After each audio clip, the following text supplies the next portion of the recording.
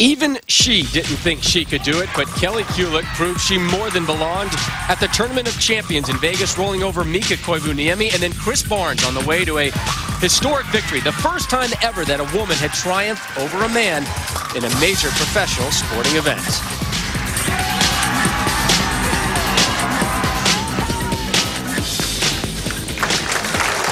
Rob Stone, Randy Peterson back here live with you from Baltimore, Maryland. There's a live look at your 3 seed, Chris Barnes, Player of the Year in 07-08. Step ladder has been updated, and he will take on Brad Angelo, your 4 seed here in match number 2. Angelo winning over the Big Nasty, Wes Malott, 207-192.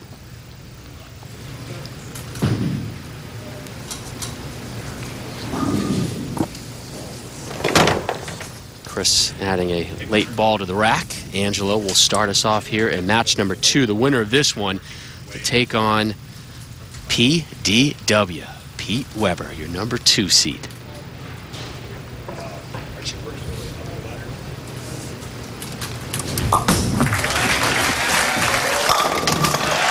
So Angelo only had 5 strikes in match number 1.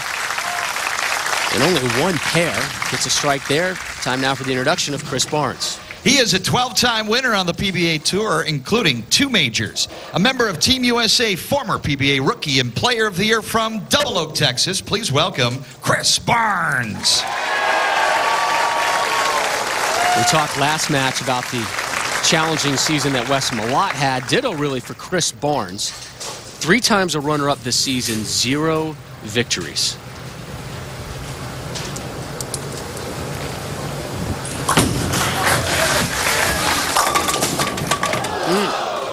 Messenger sails in front of the tent.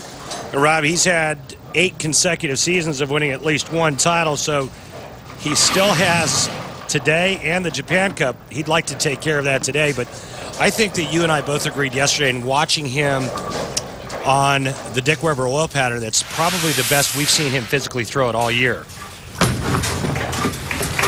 He told us it's the best he's felt since last year's U.S. Open.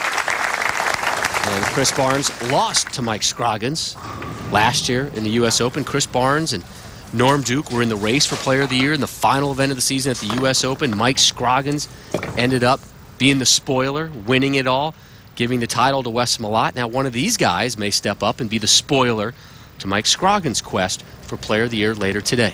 Can't we all just get along?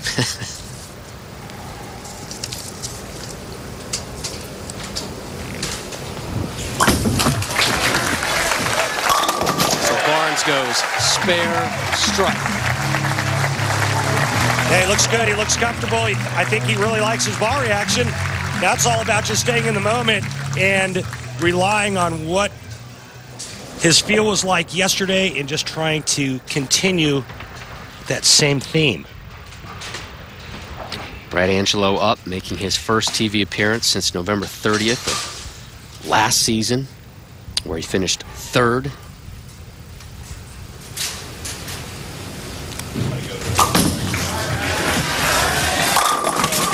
Strike for Angelo. Hey, Brad, it's Randy. Hey, how much has the oil pattern changed from game 1 to now? I don't know that it changed from the end of game 1 until now, but it certainly has changed from when we took the lanes before we came on the air. You know, as I said, I'm pretty much, I'm probably 2 left of where I started, but my hand position has changed quite a bit. I can't roll it to get it off my hand. I got to make sure I get it through that spot. So hopefully I'll do what I can here. Thanks, Brad. And Rob, he's going with a little bit more of a spin release to get it to push through the front part of the lane. Remember that the more you roll the bowling ball end over end, the more it's going to read the lane surface. The more you spin it, the more it's going to scoot through that front part of the lane.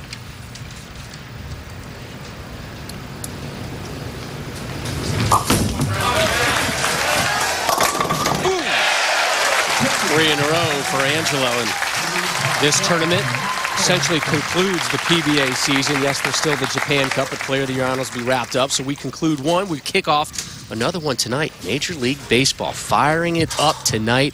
Yankees, Red Sox, live on ESPN2, 8 Eastern tonight. Coverage begins with Baseball Tonight at 7 in the New York and Boston markets, ESPN News will be on.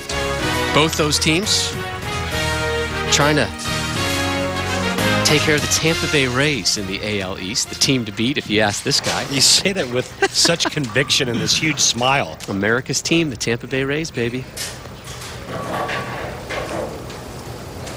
As Barnes steps up, bottom of the screen, you can see other finishers. Walter Ray Williams Jr. finishing 6th yesterday. Right through the nose was Barnes. And how about Joe Ciccone? He needs a big week this week to secure an exempt spot. He was outside the number, and Joe steps up and finishes 10th. So congratulations to Joe Ciccone. Terrible. And this is real interesting to me, Rob. You hear Brad say that he has to kind of spin it a little bit more, change his release to get the ball to push through the front part of the lane. Chris Barnes, a notorious heavy hand, heavy rolling end-over-end guy. And so there's the mistake that you're going to see from Barnes when his ball reads too early. It's going through the nose. That was a great spare on the 3-6-9-10. Chris, what are you seeing so far through 3 frames? Well, compared to yesterday, they're a lot tighter down lane for me.